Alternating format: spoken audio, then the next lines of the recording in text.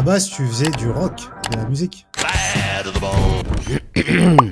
C'est terminé, un peu comme pour beaucoup d'artistes, pas suffisamment bon pour la maison de disques. La banque, j'y suis arrivé, alors pas par accident, parce qu'on reste pas 15 ans par accident quelque part. Il me manquait quelque chose. Je m'intéresse à Amazon FBA.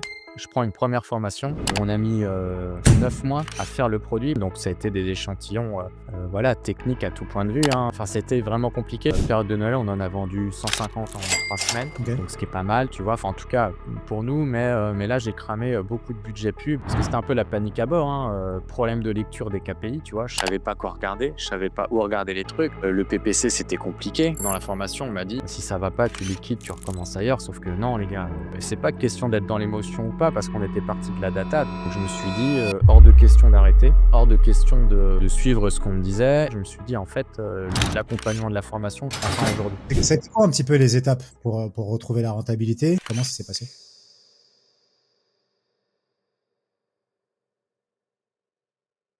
Avant de commencer, cette vidéo t'est présentée par PPC Assist. Si tu vends sur Amazon et que tu veux développer ton profil rapidement, PPC Assist te permet d'entièrement automatiser tes publicités en 3 clics. C'est hyper simple à utiliser. Tu as 3 stratégies d'experts sur lesquelles on a travaillé pendant des années. Tu les appliques en un clic. Tu reçois des actions que tu peux contrôler ou que tu peux mettre en mode full automatique. Et ça te permet d'automatiser tes pubs pour être tranquille et développer les autres aspects de ton business. À côté de ça, tu as accès à la PPC Assist Academy, qui est une mini-formation complète qui te permet de maîtriser les bases de la pub et de les automatiser avec le logiciel. Tu as accès à l'assistant IA qui est connecté à tes données pour te répondre à tout moment et analyser tes boutiques. Il est entraîné avec nos meilleures pratiques et tu as un tableau de bord super complet qui te permet de tout suivre sur ta boutique, des commandes au profit avec une synchronisation automatique des frais Amazon pour que tu n'aies plus à te prendre la tête avec la console Amazon Ads ou avec le seller central. Le lien est en description, tu peux cliquer pour t'inscrire, connecter ta boutique et pendant qu'elle synchronise, tu continues de regarder ta vidéo. Bon visionnage, salut! Salut à tous et bienvenue sur le podcast Business Vrai, le podcast où on interviewe des entrepreneurs qui nous partagent la réalité de leur business. Aujourd'hui, je suis avec Victor, qui est vendeur Amazon, qui a créé son activité d'agence, qui a été banquier, qui a fait du rock dans une bande de musique. Donc, on va parler de plein de choses. Victor, comment tu vas? Écoute, salut Nassuf, ça va super bien. Merci de m'avoir invité. Je suis vraiment super content de pouvoir partager mon expérience à mon petit niveau, mais c'est super cool, quoi. Ouais, merci à toi d'être présent. On a déjà eu un appel où on a pas mal discuté, donc du coup, je me suis dit, bon, viens, on continue cette discussion, mais sur le podcast. Ouais. On va reprendre un peu du début avant de parler de la banque, de la vente sur Amazon, de la réalité de la vente sur Amazon aussi, parce qu'il y a pas mal de choses à dire et je pense que tu peux Oui. apporter pas mal de choses sur le côté bancaire, etc. À la base, tu faisais du rock, de la musique. Ouais, en fait, j'ai commencé enfin, dans le cadre de mes études, j'avais un petit groupe, de musique. On faisait des reprises et puis, quand je composais un peu de mon côté et avant de partir, à l'étranger, enfin en Erasmus, je leur ai dit: «Allez les gars, on va créer un groupe, on va s'enregistrer, voilà, pour avoir un peu un souvenir», tu sais, comme une photo de famille, sauf que c'était créer des maquettes et donc on a enregistré, donc c'était à Dijon Hmm. et je suis parti à l'étranger, donc j'étais à Prague, à l'Institut de finance pendant 6 mois et à l'époque, j'avais entendu parler des labels communautaires, qui finançaient des projets via crowdfunding et je me suis dit: c'est le meilleur moyen de prendre la température sur ce qu'on fait, en fait» et j'ai lancé le projet et en 3 mois, on avait récolté suffisamment de fonds. Alors c'était 15 000 € pour un single et 50 000 pour un album. On a récolté 15 000 € en 3 mois donc je suis revenu de Prague du coup, pour signer à Paris avec la maison de disques. Voilà, on a enregistré, et puis enfin j'ai plein d'anecdotes, ça pourrait faire l'objet de de plein de podcasts. Mais voilà, on a enregistré un premier single sans avoir fait aucun concert quoi, parce que c'était vraiment un truc de chambre d'étudiant qui a été après apporté. Premier concert officiel du groupe, c'était la première partie de Roger Hodgson, le C'est en quelle chanteur année, de ça? Supertramp. C'était en 2008-2009 je crois, j'ai plus la ça commence à dater un peu Hmm. et voilà, donc on se retrouve sur scène devant 7 000 personnes et de là on a avancé pendant, 2 ans. On a fait ça à temps plein, donc parce qu'après un single, on a été produit pour un album, 50 000 € et voilà et le projet s'est terminé, un peu comme pour beaucoup d'artistes, pas suffisamment bon pour la maison de disques. Donc un jour, je les appelle et je leur dis, où est-ce qu'on en est et qu'est-ce qu'on fait? Et on me dit: «Bah, écoute, bah, refais des chansons et puis viens nous voir». Et donc là, je me suis dit: «Eh ben, il va falloir que je trouve une autre solution». Et j'avais fait un apprentissage dans la banque, en centre d'affaires, entreprise. Et je me suis dit: «Allez, faut bien que je fasse quelque chose de ma vie». Donc vraiment mécaniquement, sans forcément d'appétence ou affinité particulière, j'ai postulé et je me suis retrouvé à Paris, dans une banque, voilà. Et là, ce qui m'a rassuré, c'était le côté vraiment, chiffré. C'est-à-dire que quand tu fais quelque chose, ça se mesure. Voilà, j'ai appris énormément de choses, sur la finance, la fiscalité et autres. Et j'avais rencontré à l'époque des gens vraiment formidables, qui m'ont donné envie de progresser, qui m'ont permis aussi d'avoir une carrière dans la banque, puisqu'après, bah, j'ai changé de banque et j'ai travaillé 15 ans au final dans la banque, tu vois? Comme quoi des fois, même si on a une approche mécanique, on arrive à en faire quelque chose. Ça a commencé à te plaire et tout? Tu commencé à te projeter là-dedans? Ouais, moi ce qui me plaisait, c'était vraiment le conseil Mmh. aux gens, le management, parce qu'à la fin, enfin voilà, j'ai eu l'opportunité de manager vraiment beaucoup de monde. J'avais plusieurs agences en management. J'ai vraiment rencontré des gens, formidables, hein, notamment chez les entreprises, les professionnels, des gens entiers, tu vois? Quand ils parlent de leurs projets, ils t'embarquent et ils t'emmènent avec eux. Et c'est là que j'ai vu vraiment la passion à travers un métier.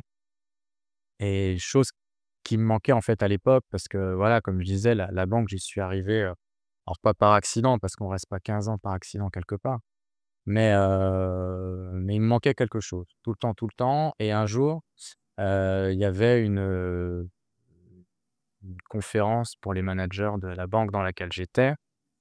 Et quand j'y suis allé, il y avait une personne qui nous présentait ChatGPT. Donc je fais ça, c'était il y a quelques années, vraiment au tout début. Et je me suis pris une claque phénoménale. Et là, je me suis dit: «Waouh, faut que je m'intéresse au sujet, faut que j'en fasse quelque chose». Et j'ai commencé bah, voilà, à lire, pas mal de trucs sur l'IA, à m'auto-former aussi. Et un jour, je tombe sur un formateur, connu, de YouTube. Je tairai le nom parce que je suis pas là pour faire de la pub, voilà, envers, quiconque, enfin, en tout cas, par rapport à ce domaine-là, parce que c'est plus du tout mon domaine aujourd'hui.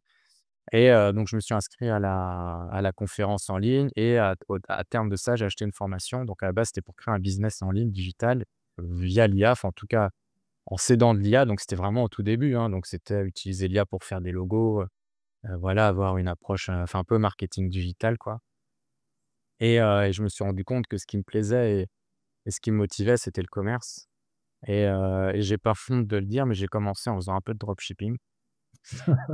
Beaucoup sont Voilà. passés par le dropshipping, ouais. Voilà, dropshipping, mais vraiment, comme un débutant, hein. J'ai appris à faire un Shopify, j'ai appris à brander, la boutique, alors sans aucune, connaissance et vraiment au doigt mouillé, hein. Je me suis dit: «Tiens, on est en fin d'année». Moi, je suis dans l'est de la France. Dans l'est de la France, il y a la féerie de Noël avec les marchés de Noël. Je me suis dit: «Je vais créer une histoire autour de ça et je vais vendre des pulls de Noël et des pyjamas de Noël». Et au début, donc j'avais créé une boutique avec énormément d'accessoires. Mais vraiment, quand je dis énormément, c'est que je passais, des journées à faire des copier-coller de produits. Et je me suis dit: «Mais jamais personne n'ira cliquer sur toutes les lignes». Et quand je regardais, en fait, le parcours client sur mon site, et ben, les mecs arrivaient sur la première page et puis ils allaient pas, dans le site. Mmh. Et donc à un moment, donc ça, sans parler, en plus, je maîtrisais pas du tout Google Ads. Donc c'était, enfin, j'étais perdu dans les méandres du référencement. Et après, un jour, je me souviens, j'ai appelé, ma copine et je lui ai dit: «Écoute, mon parcours client, il est pas bon du tout. Il faut que je ressente vraiment, le business sur un focus». Et j'ai dit: «Allez, je garde, les pyjamas de Noël». Et mais alors me demande pas pourquoi, c'est vraiment un hasard. Sur une page que j'avais, enfin pour le coup, c'était, enfin pour le cliché du sapin de Noël, hein, il y avait tout. Il y a des flocons qui tombaient. Je me suis dit: «Tiens, on va prendre une chanson un peu comme dans Maman j'ai raté l'avion», tu sais? Des trucs qui symbolisent Noël et la fête. Donc j'ai été, tu arrivais sur le site, tu avais la musique. Enfin, je veux dire, c'était un peu Walt Disney, quoi. Et là, un jour, j'ai eu une commande. Je fais: «Waouh, truc de ouf et tout», mais sans publicité, sans rien. Et on était, ouais, on était fin octobre. De là, je me dis: «Allez, je vais m'intéresser à Google Ads». Donc je m'auto-forme, donc mais vraiment à l'arrache, hein, en allant voir des tutos sur, sur YouTube. Je commence à allumer la pub. Bon, bah, je vois que je crame du budget à mort et que je comprends rien et au bout de 15 jours, j'arrête parce que je me dis, enfin voilà, c'est pas mon métier, je maîtrise pas et ça va pas et fin novembre, je m'en souviens, c'était un dimanche vers, 17 h, je vois, j'ai une notification Shopify, une commande. 1 heure après, une autre commande et là, je me dis: «Waouh, il y a un truc bizarre». Je rappelle ma copine, une fois de plus, tu vois? Et je lui dis: «Écoute, il y a vraiment un truc bizarre qui se passe, c'est que là, je viens de faire 2 commandes en 1 heure et il y a, bah, je fais pas d'acquisition de trafic, nulle part, en fait». Et donc là, je me dis: «Allez, je rallume la pub». Donc je rallume Google Ads et là, ça a été un carton, quoi. Ça a été un carton, pendant une semaine, j'ai eu des commandes de plus pour 300 balles de pyjamas, pour des familles complètes et là, j'ai vendu volontairement jusqu'au 10 décembre parce que la livraison, je pouvais l'assurer en 10 jours Mmh. et éthiquement, je ne voulais pas que les gens aient leur livraison après Noël. Ouais. Parce que déjà que je voyais pas le produit et en fait, tout ça, tu l'apprends quand tu es sur le truc, quoi. Et je me dis: «Allez, je vois pas le produit, je vois pas ce que je vends et en plus, je peux pas me permettre que les gens aient le truc après, même si c'est du dropshipping, même si entre guillemets, je fais ça de manière un peu récréative et un peu, pour apprendre», tu vois? Donc j'ai arrêté après au 10 décembre. Je m'étais un peu retrouvé et c'est là, en fait, que le e-commerce, ça m'a mordu et donc j'en parle autour de moi et j'en parle à mon frère qui est entrepreneur et tout, qui lui regarde beaucoup de choses et il me dit: «Écoute, intéresse-toi à Amazon FBA». Je fais: «OK» et moi, je venais me taper 4 mois non-stop de Shopify à apprendre tout seul le soir avec des YouTube donc j'avais la tête, toi, tu aurais pu m'accrocher au sapin, j'aurais été une grosse boule, tu vois? C'était chaud et là, je me dis: «Allez, c'est vrai que c'est cool» et puis j'avais vraiment envie de «changer de vie» entre guillemets, de découvrir un monde, quasi infini. Parce que c'est vrai quand tu t'attaques à internet et que tu commences à aller te sourcer en Chine, même le dropshipping, même si tu es pas en contact direct avec les fournisseurs, tu passes quand même des commandes donc tu es quand même un peu là-bas. Tu avais Donc je des m'att clients, excuse-moi, tu avais des clients dans Ouais, la banque qui faisaient du e-commerce? non, pas OK. du tout et surtout à la fin, j'étais vraiment dans le management donc je voyais plus beaucoup de clients et j'ai fini, j'étais chef de projet. Donc plus du tout déconnecté, enfin plus du tout connecté avec la clientèle, avec tout ça et pour en toute transparence, les clients que j'avais avant, c'était vraiment des clients alors pas d'un ancien temps parce que ça serait, caricatural, mais c'est des clients qui étaient très, voilà, implantés localement en fait, tu vois? Peu d'entreprises internationales, donc du service, des métiers de bouche, tu vois? De l'artisanat mais en local, avec une ouverture parfois nationale, mais ça dépassait jamais des frontières. OK. Ou très rarement, quoi et donc voilà, donc je m'intéresse à Amazon FBA. Mmh. Je prends une première formation. Pareil, j'en parlerai pas parce que, si je dis la première, c'est qu'il y en a une autre derrière. S'il y en a une autre derrière, c'est qu'il y avait un problème dans la première. Et je fais la formation et je passe enfin vraiment j'y vais à fond, ultra motivé. Je passe un temps fou, je commence à, tu sais, à faire des recherches produits tout de suite et cetera et je trouve plein de niches et je trouve ma première niche. Donc là, on était en janvier et puis au fur et à mesure que j'avançais dans mon projet, je me détachais de la formation parce il me manquait plein de trucs et donc je me tourne vers une autre formation, heu, celle de Sébastien, Liberté Digitale. Donc j'en parle parce que, j'en enfin voilà, j'en ai fait un peu la promo sur sa page, donc on peut me revoir sur sa page. Mmh. Mais voilà, je trouvais que j'avais besoin, quand tu sors de la banque, tu es forcément un peu formaté. J'avais besoin de quelque chose qui soit très, très, très détaillé, très explicatif et voilà, c'était un besoin d'assurance ou de réassurance par rapport à ce que je faisais, même si j'avais déjà la tête dans le guidon et que mon projet était bien avancé et puis je voulais aussi avoir un peu de coaching, en fait, voilà, pouvoir parler à quelqu'un de ça parce que j'étais vraiment tout seul, au départ donc avec, vraiment le syndrome de l'imposteur, plus, quoi. Tu te dis: «Je débarque de nulle part», voilà. Mon premier produit, ça a été un très gros projet tout de suite, donc c'est même pas, on parle de private label, de marque blanche et tout. Moi, j'ai vraiment créé un produit à 100 que j'ai designé, que j'ai fait ensuite, fabriquer, qu'on a protégé Voilà, donc on est allé trop loin pour le départ. Ça, on en Pourquoi? reviendra un peu après. Mmh. Pas trop loin parce que, bah, prise de risque très importante tout de suite, financière et puis une maîtrise de tout, en fait. Heu, Parce que tu as une proportionnalité, dans le business, c'est tu peux faire le parallèle avec la finance, hein, avec l'investissement financier ou le placement financier. Tu as toujours une échelle de risque. Voilà, un projet Amazon, ça va être pareil. L'échelle de risque, ça va se mesurer, soit au business model que tu vas choisir. Donc voilà, private label, forcément, tu vas être tout en haut de l'échelle de risque. Si tu veux commencer en faisant un peu d'arbitrage, ça va être un peu plus mesuré. Voilà, donc il y a cette échelle-là et l'échelle financière, c'est-à-dire le capital que tu investis, sous-entendant le capital que tu es prêt à perdre. Et c'est vrai, quand tu appréhendes ça, tu te dis, enfin, tu arrives pas à comprendre que tu peux perdre vraiment tout alors que, tu crées quelque chose, qui est propre et qui est unique. Tu vois? C'est un peu antinomique quoi, de te dire, tu fais du commerce. Moi, je partais du principe et je pars toujours du principe que tout peut se vendre si c'est qualitatif et si c'est bien présenté. Mmh. Bon, voilà, je vais pas faire la conclusion tout de suite parce que la fin est quand même, bien, tu vois? Mmh. Mmh. Mais voilà, donc premier produit, première formation, on avance. Heu, on a mis, 9 mois à faire le produit parce qu'on a dû, avoir une conception complète, hein, en Chine. Donc ça a été des échantillons, voilà, techniques à tout point de vue, hein, des plans 3D, des machins, et cetera. On a dû, enfin, c'était vraiment compliqué, mais on est quand même tombé au départ sur un bon fournisseur, même s'il y a eu un gros couac entre-temps.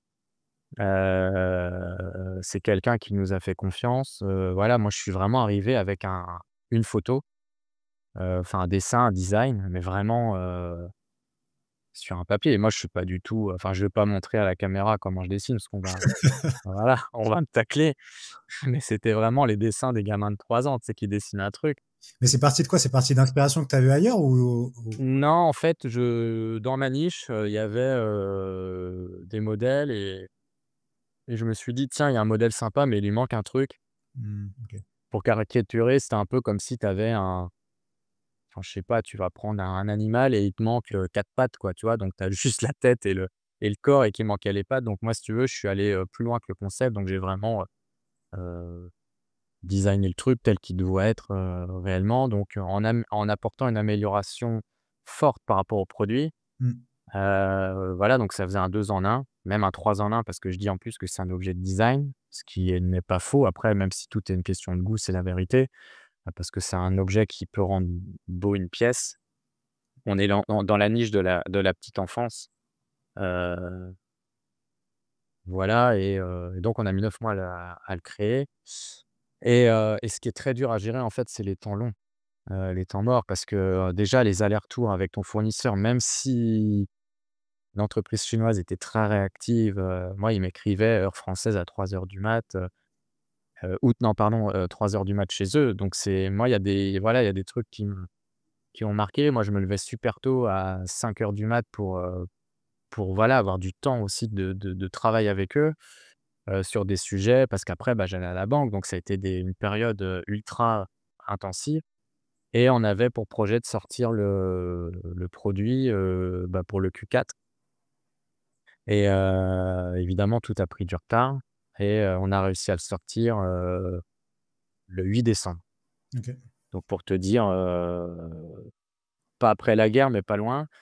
Donc là, on a actionné tout de suite, bah, tout ce qu'il fallait, hein, Vine à fond. Alors, pour le petit tips, moi, j'ai fait Vine sur plusieurs pays en même temps, direct, pour avoir le maximum de commentaires parce que c'est une niche dans laquelle il y a de la preuve sociale, forte avec des acteurs et des marques qui sont implantés depuis longtemps. Donc il fallait tout de suite que ça prenne. Et puis nous, on avait vraiment, enfin quand je dis nous, c'est parce qu'on est 2. heu, on était prêt à faire l'effort, quoi. On était persuadés que ça allait marcher. Période de Noël, on en a vendu 150 en 3 semaines, OK. donc ce qui est pas mal, tu vois? Enfin en tout cas, pour nous, mais là, j'ai cramé, beaucoup de budget pub. Enfin, c'était vraiment on y allait, c'était le Far West, quoi. beaucoup d'émotions au départ. Tu sais, c'est l'aboutissement de quelque chose parce qu'entre-temps, j'avais quitté la banque. Mmh. Voilà, on m'a accompagné pour créer mon entreprise, donc on est 2 anciens banquiers. Voilà et on s'est vraiment donné les moyens à tout niveau de se former, de lancer le truc et les fêtes se terminent et puis tu sais, tu as toujours le côté un peu morose de la reprise du début d'année où tu sais, tout le monde est un peu à plat et en e-commerce, bah, c'est pareil, c'était pire. Là, tu avais l'impression que le temps s'était arrêté et tout. Et là, je commence à trouver le temps long et je me dis: «Merde», enfin pardon, on peut peut-être pas dire Si, de gros mots désolé, sur la lâche-toi, parle normalement. OK.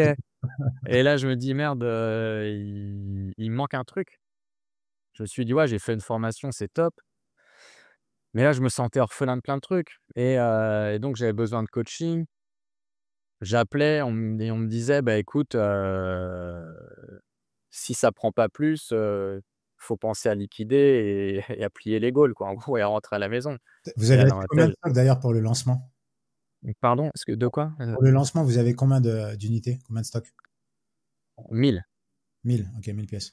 Ah ouais, bah, oui, parce que tu sais, quand tu crées un truc en partant de zéro, tu fais des moules. Non, non, tu sors l'artillerie lourde, mais c'est pour ça, c'était un peu suicidaire au départ. Si je recommençais, je ferais pas comme ça.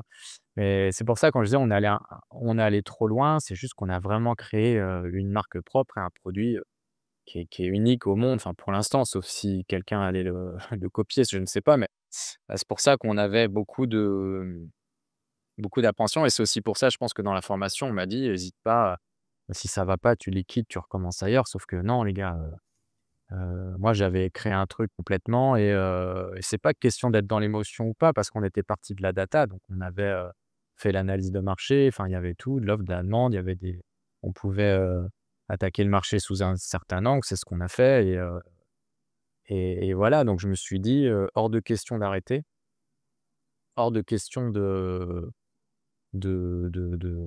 suivre ce qu'on me disait» et là, je suis tombé dans la réflexion suivante. Je me suis dit: «En fait, l'accompagnement de la formation prend fin aujourd'hui» et là, j'ai repensé à tout mon parcours d'ancien financier. Je me suis dit: «Mais en fait, c'est pas parce que tu apprends à voler, sur un simulateur d'avion qu'une fois que tu es en l'air, tu te retournes, tu as plus personne à côté de toi pour piloter et que tu te retrouves tout seul et là, tu es vraiment en pilotage, quoi».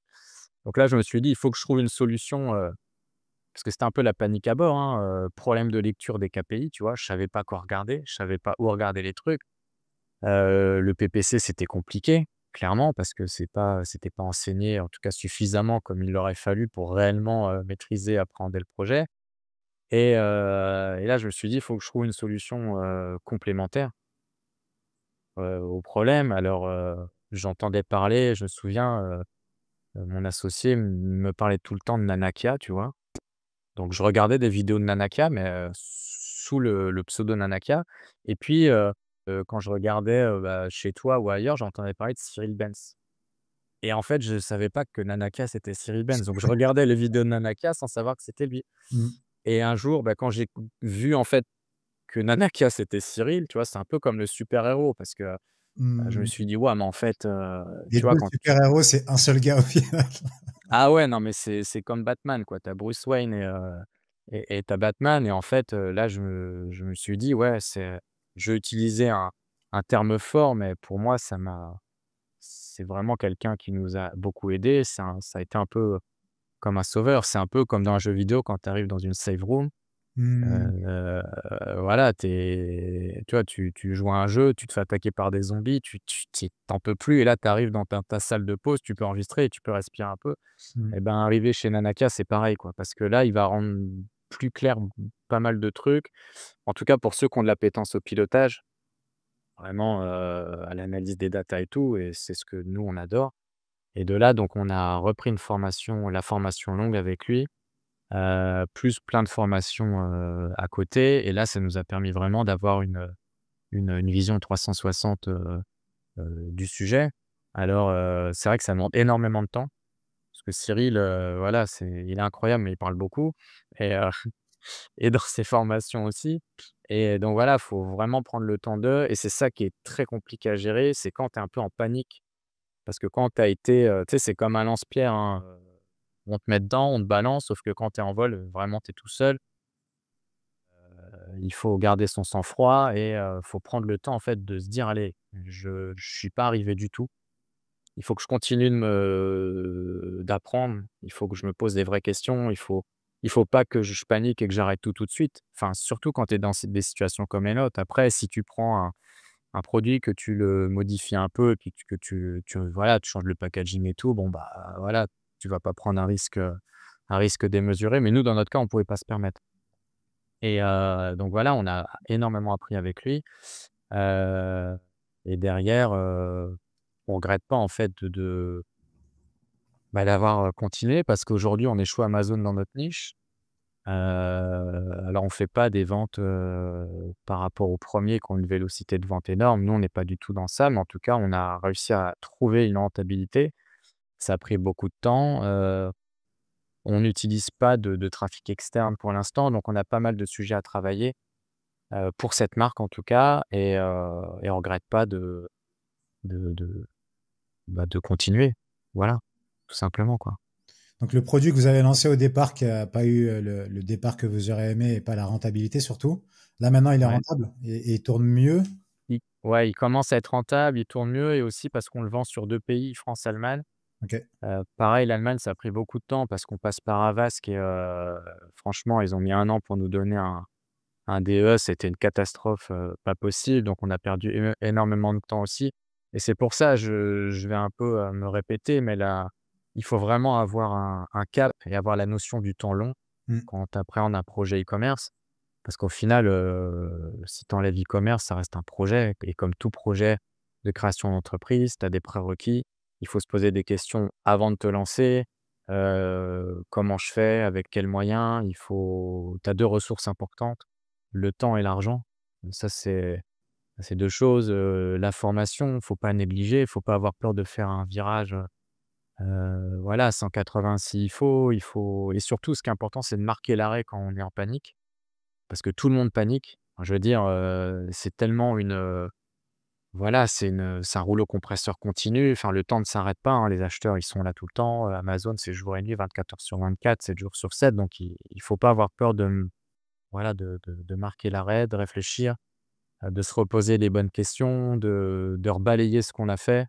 Voilà, on reprend, son analyse financière, son calcul de rentabilité, son SEO, son positionnement marketing. Nous, on a revu le positionnement marketing, entre-temps. ok, On a refait faire des photos, on a remodifié deux trois trucs, on a, représenté l'objet sous une autre forme, mm, et ça fonctionne mieux.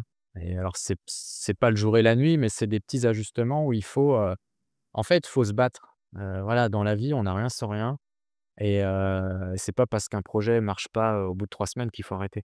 Il faut se poser les bonnes questions.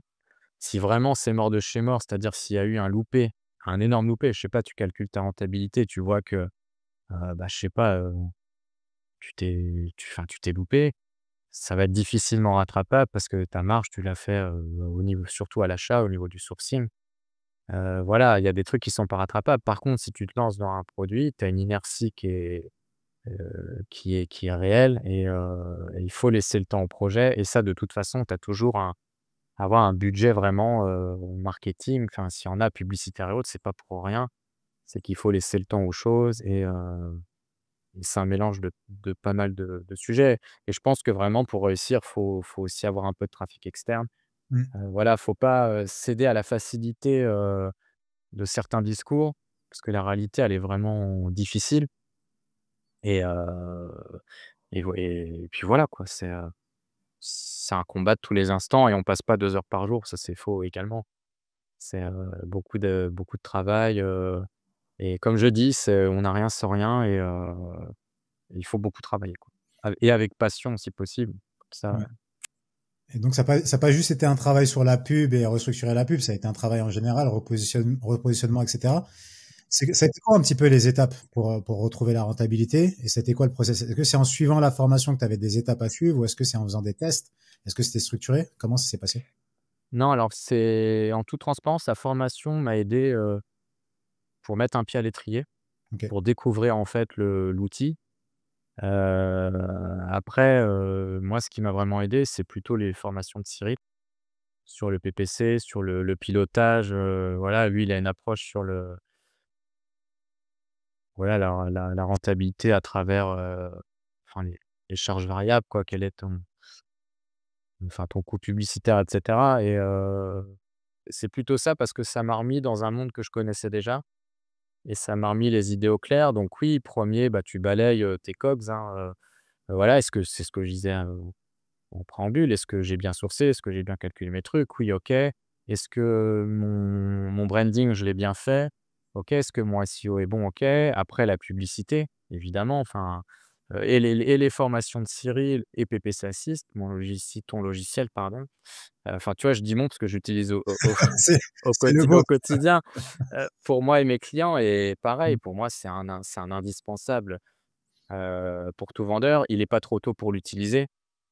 Parce que voilà, alors c'est vrai qu'il y a des prérequis.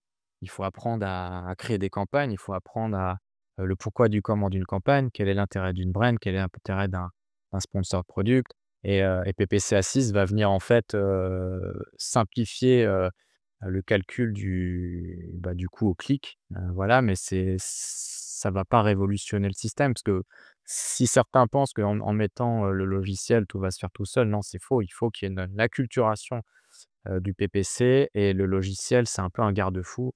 Heu, voilà, moi, j'en suis très content et voilà, j'invite tout le monde à l'utiliser, en pour la gestion de son PPC, mais en s'étant formé, au sujet, quoi. Ouais. Et dans ton process, du coup, pour retrouver la rentabilité, tu as parlé de repositionnement.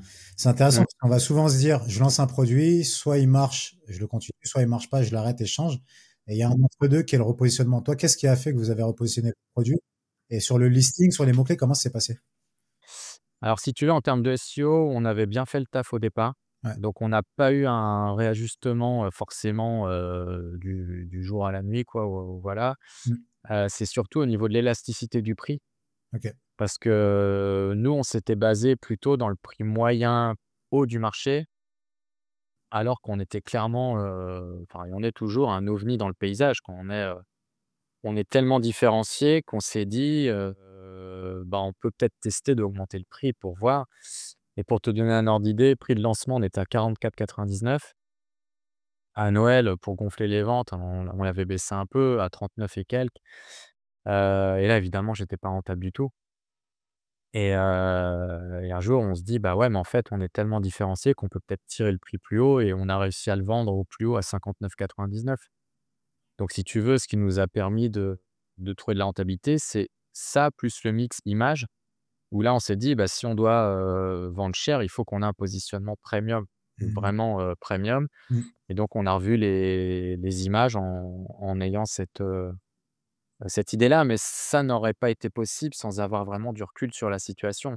De prime abord, on n'aurait pas été vers ça tout de suite parce que, bah, le pricing, c'est compliqué. Enfin, l'élasticité d'un prix, ça veut dire ce que ça veut dire, hein. Il faut tester, pour savoir vers quoi on veut. Donc ça a été un mélange de ça, apprendre à voir à quel prix on a une récurrence des ventes en fait, qui nous convenait, l'appréhension aussi du PPC, même si ça n'a pas été toujours facile et même s'il y a des jours creux aussi.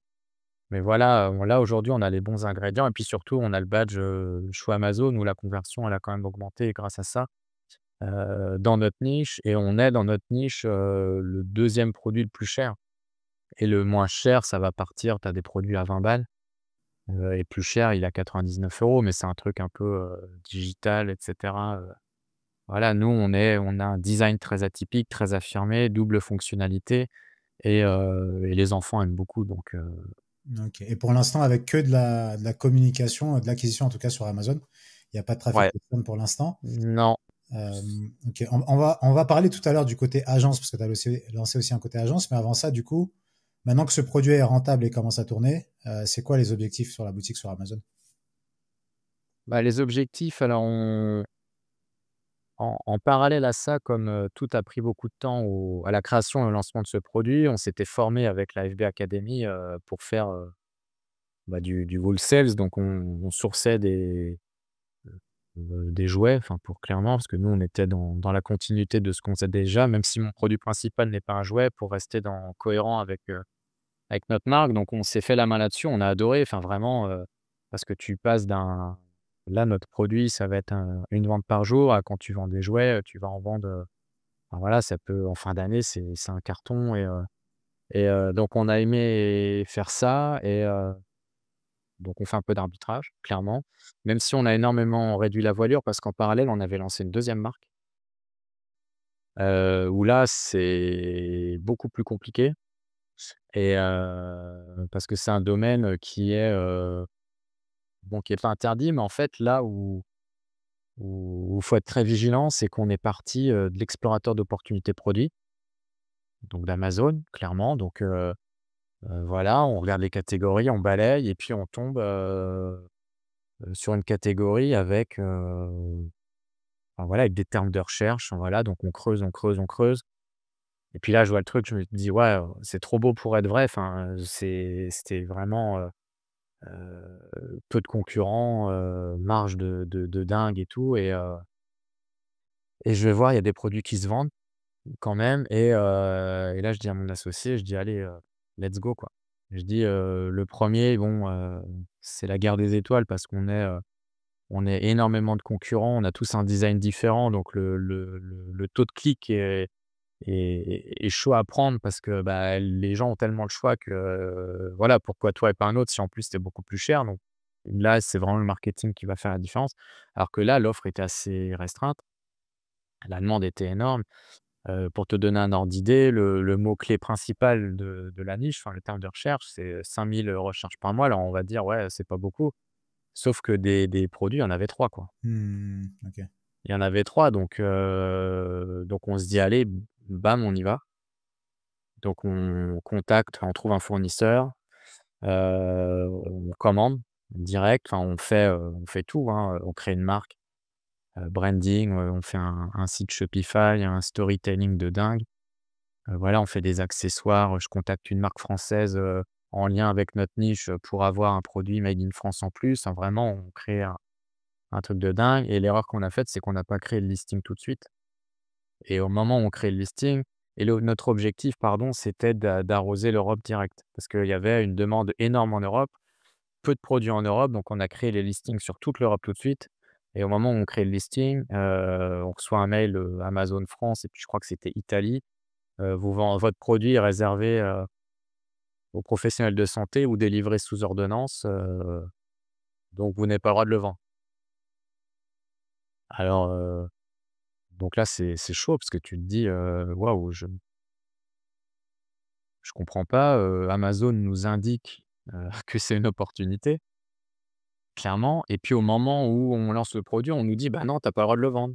Alors qu'on avait pris les mots-clés qui étaient dans les termes de recherche de l'explorateur d'opportunités donc là, je rentre en contact avec le service conformité d'Amazon pour comprendre. Je leur ai dit: «Attendez, vous nous incitez à vendre, parce que ça vient de là et derrière vous me dites que je peux pas vendre parce que c'est réservé aux professionnels, ou délivré sous ordonnance». Ils me disent: «Bah, faites faire une lettre, de votre fournisseur indiquant, que tout cela n'est pas vrai et que votre produit à destination de particuliers est, en vente libre», pour faire Mmh simple. mh. Donc je fais ça, donc tout était écrit, enfin sur le packaging, les notices, en français, l'aide du fournisseur disant que c'était un produit à destination de particuliers à utiliser par une personne, en direct, et seule et là, ils me disent: «Bah non, ça va quand même pas».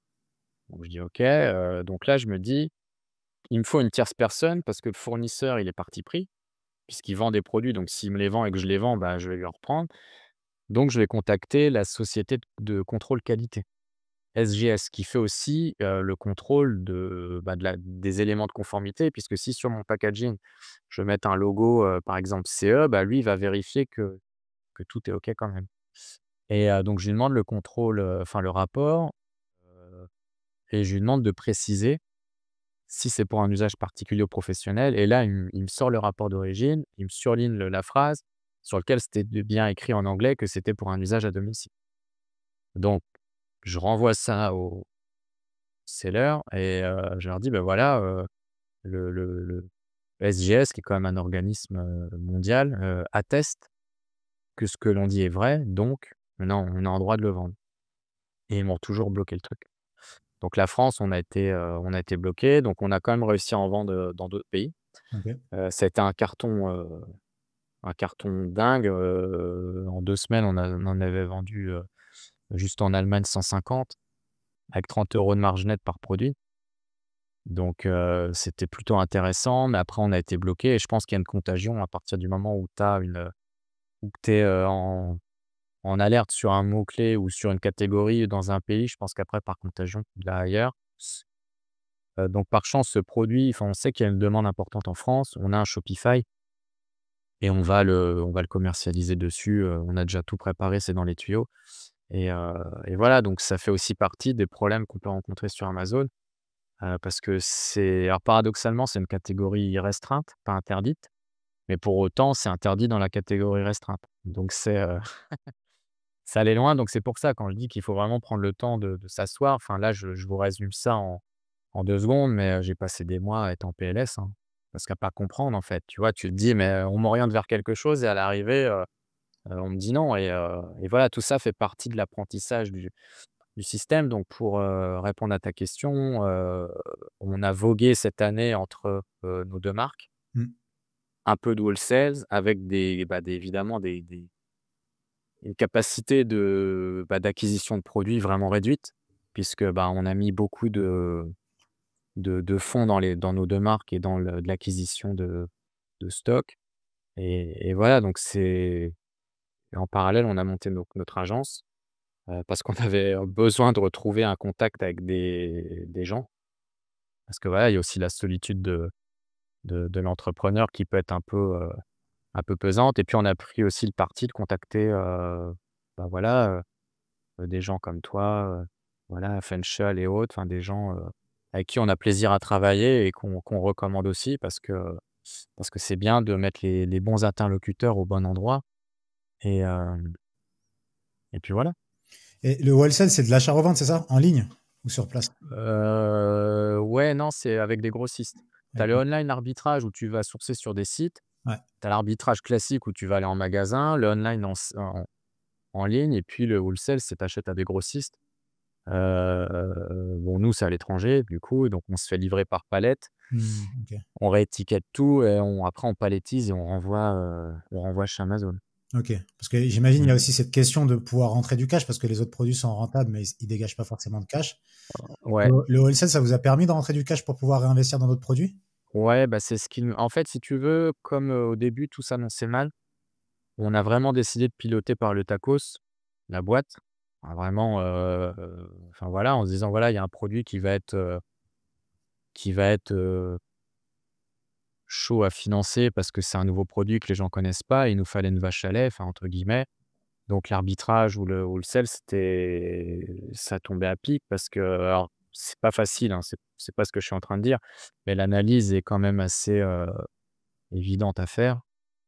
Voilà, quand tu vends des trucs, enfin des produits de marque connue, tu vois la vélocité, des ventes, enfin tu vois le nombre de ventes, que tu regardes les buy box, les BSR, enfin tu vois vite si tu peux le commercialiser ou non et surtout à l'échelle européenne parce que nous on est en pan-euro donc donc ça peut aller vite. Donc oui, c'est ça qui nous a, sauvés, c'est un grand mot, mais en tout cas qui nous permet de continuer, Mmh. heu sur la partie commerce parce que voilà, si on s'est lancé là-dedans, c'est pour faire du commerce Mmh. et la partie consulting, c'est parce qu'en fait, déjà on a l'appétence à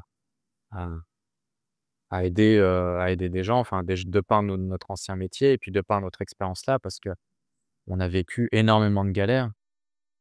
On a vécu, voilà, beaucoup de scénarios, difficiles. Alors on n'est pas, voilà, nous on n'est pas une success story financière, hein. On n'a pas fait 1 million à 20 de marge. Sur l'année en lycée, on est à 100 K et on doit être à 12 de marge en consolidé. Donc ce qui nous va très bien parce qu'on continue d'apprendre, on continue de pouvoir faire ça et le consulting, on aide des marques, heu, voilà, à pas faire les erreurs qu'on a faites Mmh. et puis parce qu'il y a des gens voilà, qui tendent la main et on a envie de répondre et je pense qu'aujourd'hui quelqu'un qui a un budget, de formation, tu c'est un peu comme à l'école où tu vas différencier la théorie de la pratique. Moi je pense que c'est bien de prendre des formations à un prix, accessible, abordable ou à s'auto-former en ligne. Et après, tu vas aller prendre, des personnes avec des compétences spécifiques pour t'aider sur un sujet spécifique. Après, c'est mon approche. Heu, voilà, la formation que j'ai suivie est très bien, mais à mon sens, il me manquait quand même quelque chose et en tout cas, comme je disais, quand c'est la panique à bord, tu as besoin de pouvoir te tourner vers quelqu'un et voilà, c'est pour ça que nous aussi dans notre agence, on tend la main vers, tout le monde, enfin on gère des sociétés, en externalisant, enfin elles externalisent leur compte Amazon. Voilà, il y en a qui font plusieurs millions et on a la même approche avec entre guillemets, «un débutant» ou un petit, heu qui voudrait se lancer et voilà, faut pas avoir peur de lever la main, de poser la question. On les aide pour tout en fait, création de logo, de création de branding, voilà, pour tout et c'est ce qu'on aime faire et pour l'instant, on nous le rend bien donc c'est pas mal, quoi. Ok, ça marche. On va parler de la création de l'agence, comment ça s'est développé, comment les services sont Ouais. en place, l'acquisition, etc. Juste pour finir sur le produit qui vous ont bloqué, tu disais Mmh. il y a trois boîtes qui vendent ce produit-là. C'est des professionnels Ouais. de santé, eux, ou pas du tout? Non, alors alors à l'époque, si tu veux, oui, en fait, il y a toujours 3 acteurs qui en vendent, mais c'est jamais les mêmes parce que les listings sautent. Tu as beaucoup de boîtes chinoises qui vendent en direct, hein. C'est un peu le côté, mercenaire, tu vois, agence d'élite, quoi. On rentre, on fait le taf et on ressort, quoi, tu vois? C'est ça, donc c'est des listings qui restent pas longtemps. Alors il y en a quand même qui restent plusieurs mois et avec une vélocité de vente qui est énorme, quoi, vraiment, mais après il y a le risque d'avoir, ta note, enfin ta santé du compte qui est pénalisée et puis c'est pas, ça peut pas être, viable dans la durée.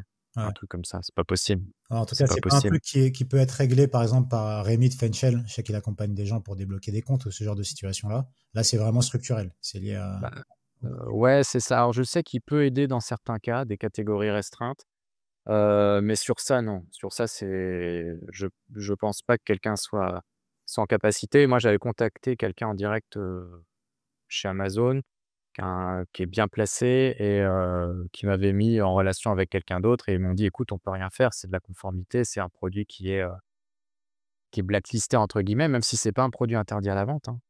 C'est un produit avec lequel ils veulent pas prendre de risques et puis voilà, mais c'est pas perdu puisqu'on a le Shopify aujourd'hui qui va prendre le relais, Hmm. là, bientôt, quoi. Ok, ça marche. Ok, nickel. Donc après vient le volet agence, le volet service. Comment ça commence à se mettre en place, ça? T'es contacté d'abord par des gens? Ou Heu, En fait, si tu veux, ce qui nous a fait nous lancer, bah, déjà, il y a le côté où tu passes l'hiver tout seul. ouais. Voilà et puis quand tu remets un peu le nez dans la vraie vie, enfin, tu sais, dans la société, tout le monde te bombarde de questions et étant donné qu'on vient de la banque et autres, bah, on avait des anciens partenaires, des pépinières d'entreprise, chambres de commerce, chambres des métiers, heu, pour lesquels le sujet était, vraiment intéressant, pour lesquels il y a une appétence. Donc on a commencé comme ça, en fait, heu, bah, en disant: «Voilà ce qu'on fait», à présenter le travail de un peu c'est de la data marketing, hein. On prend des données, on analyse des niches, on analyse une marque dans la niche et puis on regarde, comment on va appréhender le marché avec ce qu'on en retire et ça rassure en fait, beaucoup les entreprises, aussi les experts comptables, les banquiers puisque moi je leur dis toujours, je dis: «Voilà, quand vous faites un prévisionnel, pour une boîte qui a un produit physique à vendre, est-ce que vous appréhendez la vente en ligne?» Avec un site en direct ou avec la marketplace et souvent c'est oui, on le fait et pas plus tard que ce matin, je discutais avec un expert comptable, il a un client qui vend du vin en ligne et puis, donc je lui pose cette question et il me dit: «Bah» donc il commence à me parler des charges fixes, il me dit: «Ouais, je connais les charges de la boîte et tout» et puis il me dit: «Bah, le chiffre d'affaires par contre, c'est du déclaratif». C'est l'estimation du client Hmm. de vente sur son site et là je lui dis: «Bah, écoute, si ça t'intéresse, nous sur Amazon, on est en capacité d'orienter le chiffre d'affaires, et d'avoir une estimation assez réelle de ce qui pourrait être fait, sur la plateforme par le client et ça, c'est vrai que ça intéresse beaucoup le monde des acteurs, voilà, des accompagnateurs de la vie d'un projet d'entreprise. Hmm. Voilà, hein, que ce soit en amont ou lors du développement, cette partie, data et analyse financière, en tout cas qu'on peut leur apporter, ça les intéresse énormément et comme nous, on a baigné dedans, en fait, pendant 15 ans, on a, je pense une légitimité aussi vis-à-vis d'eux parce qu'ils nous connaissent. Ils savent, voilà, nous, on sait lire un bilan, on connaît un peu les effets de levier et ça aussi pareil, j'avais fait un post LinkedIn où je disais que scaler une boîte, sur Amazon, c'est pas forcément, revoir ses COGS, à la baisse ou augmenter son prix de vente. Il y a aussi des ajustements que tu peux faire en interne. Voilà, tu as de l'épargne salariale qui te permet d'optimiser, ta trésorerie, enfin pour le dirigeant, enfin pour le salarié, parce qu'il faut être au moins deux salariés, mais tu as pas mal de trucs comme ça en fait et moi si tu veux ou parfois ça peut un peu ce qui peut un peu me déranger, c'est que le tout ou rien, en fait.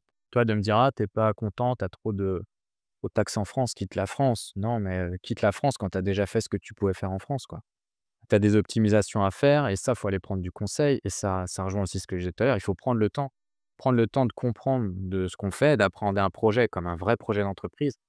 Donc un projet d'entreprise, tu as le jour, voilà, le court terme qui prime parce que voilà, tu as des besoins de trésorerie, il faut que tu payes tu as des charges, tu as des charges fixes, hein, à payer, que tu aies des salariés ou non et tu as le temps long, c'est-à-dire quel est le cap que tu te donnes, quel est ton objectif financier et comment tu vas le redécouper à travers les activités que tu vas faire en parallèle pour à terme, faire en sorte que ton entreprise avance et continue de grandir. C'est pour ça que on pense toujours au lièvre et à la tortue, voilà, ça peut faire sourire, mais c'est la réalité.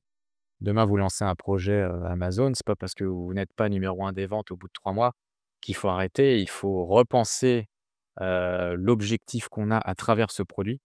Qu'est-ce que je veux faire de ce produit? Qu'est-ce que j'espère en tirer? Est-ce que je peux le sauver ou non si j'arrive dans une situation où j'ai pas de rentabilité, où je dégage rien? Est-ce que mon investissement de départ justifie que j'arrête? Est-ce que mon investissement de départ, bah, justifie que je m'oriente vers un canal externe? Je fais un petit parallèle, on accompagne une marque, qui a un Shopify, qui ils font 20 000 par mois, donc ce qui est pas mal, c'est une jeune marque. Mmh.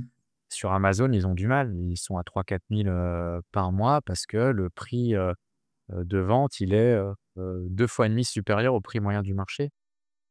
Alors que le produit est bon, alors que, voilà, ils ont une audience pour ça.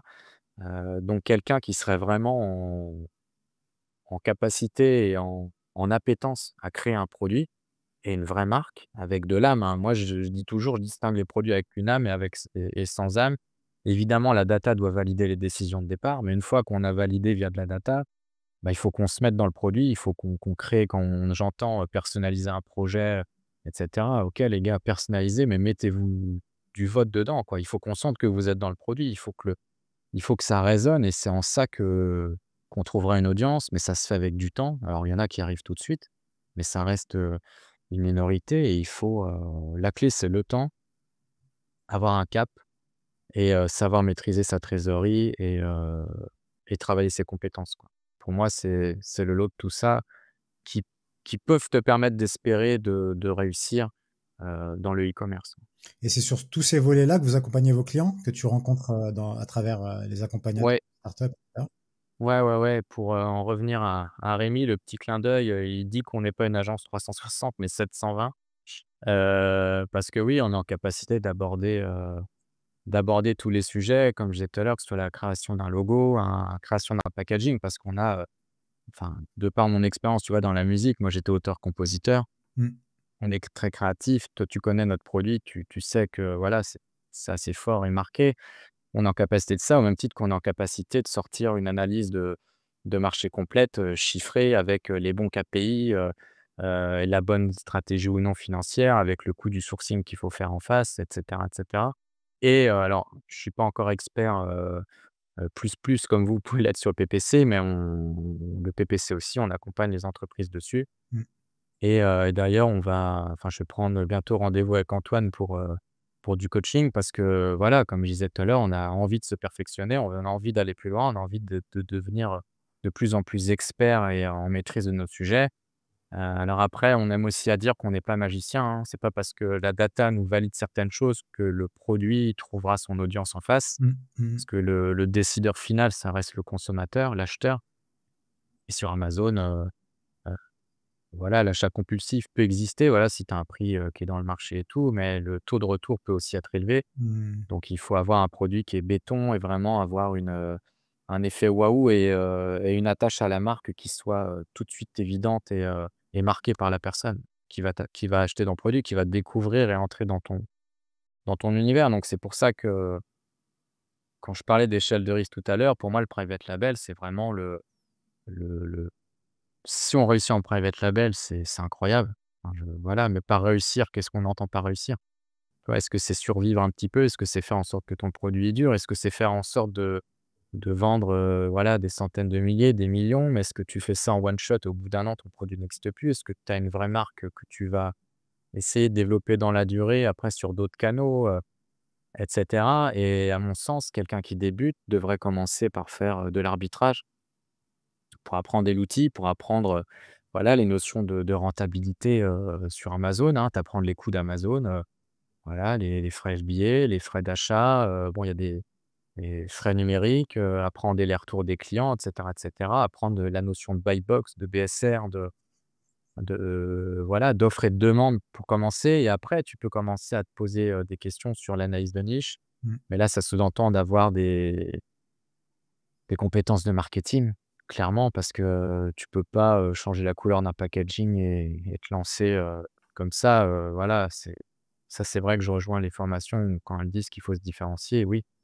Mmh Il mh. faut avoir une différenciation forte, mais il faut aller le plus loin possible et pour ça, il faut s'entourer de gens, bah, qui peuvent t'amener un regard externe, Ouais. à froid, en fait. Tu vois? Mmh. C'est comme quand tu fais un questionnaire de satisfaction, tu vois? Le questionnaire à chaud et le questionnaire à froid, c'est pour voir si vraiment, bah, où est la réalité, quoi et souvent la réalité, c'est la personne qui va être, en retrait de ton projet ou non en direct avec toi qui va pouvoir t'aider réellement, sur la question et ouais, le private label, c'est top, mais je commencerai par l'arbitrage si je devais recommencer aujourd'hui, pour apprendre petit à petit, en fait, ouais et être plus en maîtrise du sujet, sachant que je trouve que c'est aussi un domaine, ultra passionnant et enivrant parce que c'est aussi le cas, hein, dans les tu as une espèce de je sais pas, ça doit te créer des endorphines, quoi, des hormones Mmh mh. du plaisir, ça devient addictif, en fait, quoi, Ouais, tout ça. ouais. Et dans les marques que vous accompagnez, qui sont pas des c'est quoi? C'est des débutants qui se lancent ou c'est plutôt, des marques qui vendent déjà en dehors d'Amazon? Heu ouais, on a des 2 en fait, enfin débutant, c'est un grand mot, en fait, on a pas encore accompagné de débutant, c'est-à-dire quelqu'un, enfin je prends un exemple qui sort d'une formation et qui me dit, Mmh mh. «Bah tiens, je préfère, prendre un consultant pendant 3 mois que de prendre une formation». Ouais, Ça, on n'a pas encore eu, on accompagne des marques, alors établies depuis longtemps, qui externalisent donc la partie Amazon. Donc on OK. est vraiment, bah, un département de l'entreprise. Mmh. On est sur des startups aussi un peu plus jeunes et on a, des revendeurs qui font des marques, en grossiste vraiment où là on va travailler, bah, des fiches produits pardon de grosses marques Mmh. et heu et voilà donc on balaye un peu tout et ça nous permet vraiment d'avoir une vision, complète et puis surtout, j'aime à le répéter parce que c'est la réalité, on va pas sélectionner la personne, heu, par s par le chiffre d'affaires qu'elle va dégager. C'est vraiment le projet en lui-même. Ce matin, j'ai rencontré, une personne qui a une super idée de produit, vraiment qui est pas encore sur Amazon et qui veut se lancer. Pour moi, ça peut être un carton, mais vraiment un carton de ouf parce que c'est la seule au monde à faire ça et on va essayer de l'accompagner alors elle débute de zéro, mais on s'adapte et ça fera aussi partie de nos réussites, c'est de réussir à accompagner les gens dans la durée Mmh. et parce que c'est ça, si tu fais du conseil, du consulting, c'est parce que tu as envie d'aider les gens et si tu aides les gens, tu as envie qu'ils réussissent.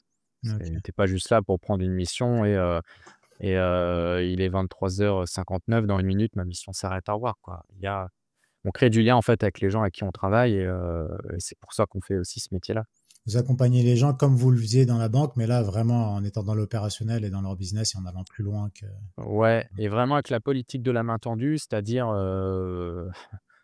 si je dis: «Venez comme vous êtes», tu vas me dire, c'est peut-être pas le meilleur exemple, Mais c'est exactement ça, Mmh. heu, c'est oui, n'ayez pas peur de poser une question, n'ayez pas peur de venir avec un sujet, voilà, je sais qu'il y en a, ils me contactent parce que leur packaging ne va pas. Bah, il y a pas de problème les gars, on regarde, nous on n'est pas là pour juger, on est là pour les orienter au mieux et en visant toujours l'efficience. Mmh. C'est-à-dire l'efficience de temps et d'argent. C'est toujours les 2 paramètres. Ouais. C'est, bah, la loi de Pareto là, des 20-80 quoi. C'est, on cherche pas forcément à aller, dans l'optimisation extrême, Mmh. surtout dans la création d'images. Alors, tout ce qui est SEO, enfin financier, oui, parce que là, il faut affiner, affiner, affiner. Après tout ce qui va être, marketing, branding, on peut se laisser le choix de revenir dessus ultérieurement avec un retour d'expérience. Alors que les aspects financiers, KPI ou même, enfin je prends un exemple, hein, tu lances ta boîte, moi quand j'entends qu'on me dit: «Ouais, commence en étant auto-entrepreneur, crée ta marque et puis le jour où ça marche, passe en société», bah, ça me fait bondir parce que quand tu as un actif, tu peux pas le transférer comme ça d'une société à une autre parce que quand tu es auto-entrepreneur, tu as l'unicité de ta personne physique et de la personne, entreprise. Donc quand tu détiens un actif, il faut que tu le transfères dans ta SARL, dans ta SAS ou autre et ça se valorise avec un commissaire aux apports et cetera. Alors oui, des fois, ça peut passer haute, mais je veux dire, on peut pas commencer à appréhender un business de manière bancale. Parce que si tu commences comme ça, tu sais pas jusqu'où ça peut te mener et le jour où tu as, heu enfin des contrôles ou j'en sais rien, où tu dois justifier de quelque chose, c'est souvent tu sais quand on dit: «Les battements d'ailes, ça fait des ouragans au bout du monde», il y a un peu ça aussi donc nous on est partisans de tout ce qui va être conformité juridique, financier, on y va à fond. Après tout ce qui va être, marketing, c'est là on va amener, créer un produit avec une âme. Bah, là on peut se permettre alors on a une orientation évidemment, hein, en fonction de notre avatar client, de notre persona, on va orienter le produit d'une certaine manière.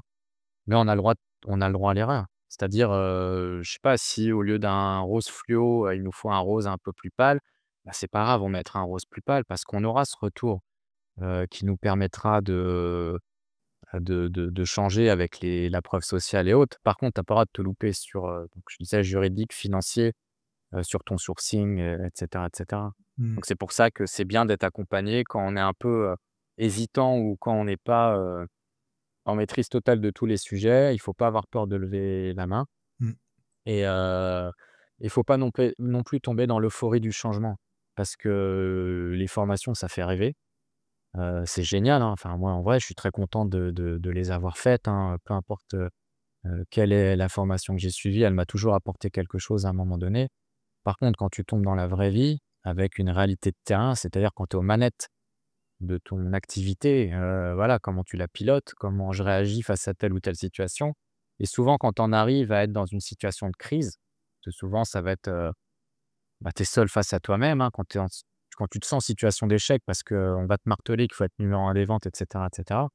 Mais quand tu te sens en situation d'échec, sous-entend quand tu es pas numéro un des ventes ou que tu es pas dans ta volumétrie de vente espérée, Mmh. là tu vas être fragilisé et c'est souvent quand on est fragilisé qu'on prend les moins bonnes décisions. Donc moi, si j'avais écouté ce qu'on m'a dit, en étant dans cette situation, j'aurais arrêté mon produit et aujourd'hui, on est choix d'Amazon, on a réussi à trouver de la rentabilité. Alors, c'est pas ça qui nous fera vivre clairement, mais c'est un projet qui n'est pas mort et pour nous, ça, c'est une réussite.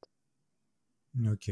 OK, OK, très bien. C'est quel type de clients qui peuvent vous contacter et pour quel type de prestat? Parce que tu dis que vous êtes en 360, même 720 comme dit Rémi. Ouais. Listing, PPC, et cetera. C'est quoi votre spécialité? Qui est derrière? Qu'est-ce que vous proposez particulièrement, spécialement? Bah, alors, on va dire si tu vas au plus loin de l'accompagnement, c'est l'externalisation complète du compte Amazon. OK.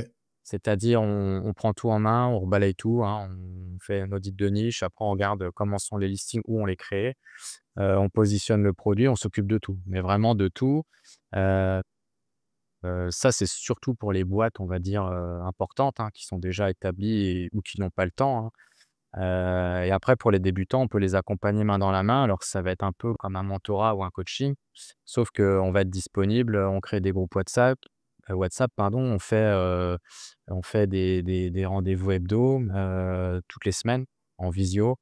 Alors évidemment, il y a un respect du temps de travail, hein. Moi, quelqu'un qui va m'appeler le samedi soir à 23h59, c'est pas ce que j'attends.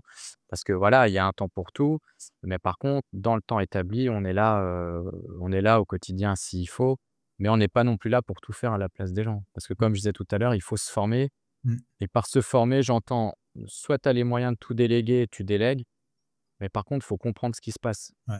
Parce que, quand tu es chef à bord et que tu prends la décision, mais que tu comprends pas ce qui se passe, tu as beau avoir des gens derrière, nous on attend les décisions, donc on conseille, on oriente, Mmh. mais derrière, il faut savoir de quoi on parle.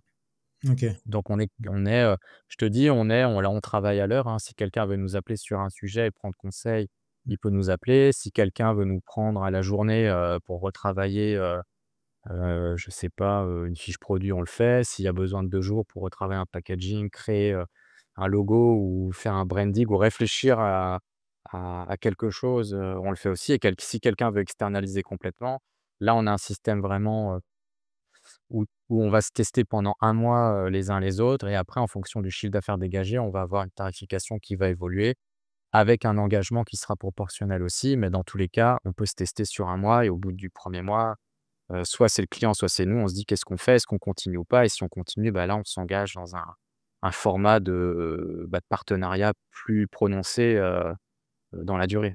OK. OK, OK, ça marche. Et c'est quoi la vision pour la suite? Donc il y a le business Amazon que vous continuez à développer, le Shopify que vous allez lancer, Ouais, l'activité de service qui se développe bien, si j'ai bien oui. compris. C'est quoi la suite, les ambitions pour la suite? Bah, les ambitions, moi j'aime bien, enfin pour moi c'est important de bien enfin de garder chaque chose à sa place. Le conseil, on adore, on va continuer d'en faire et si on peut le développer encore plus dans les mois à venir, pourquoi pas faire grossir notre équipe? Parce qu'il y a une demande qui est vraiment là et après continuer à faire, faire ce qu'on aime faire, à faire du business pour nous, pour à recréer des marques, à voilà, on est, on va essayer de continuer de grandir, mais en ayant vraiment une maîtrise beaucoup plus ferme. Quand je dis plus ferme, c'est-à-dire, apprendre des erreurs qu'on a faites, Mmh. heu, moins chercher à aller dans la complexité, mais avoir un focus encore beaucoup plus data. Tu vois, demain, si je sortais un produit, j'essaierais plus d'avoir un prix de vente Mmh. qui soit dans le prix moyen du marché, plus ou moins 20 quoi Mmh. et pas, me positionner en premium. Enfin, essayer en fait de faire un produit qui soit, dans ces eaux-là avec une différenciation quand même marquée et c'est pas forcément par le prix que tu vas le faire parce que je vois là, enfin, on accompagne une marque, bon, je dis pas le produit parce qu'en plus, on signe dans certains cas des clauses de confidentialité, quand c'est des gros clients. Mais là, on accompagne des clientes, leur produit est en vente à 34 €. Donc elles ont vraiment une différenciation de dingue, hein. C'est un produit qui est top, mais là, il y a un autre concurrent qui vient d'entrer, sur le marché, 10 €.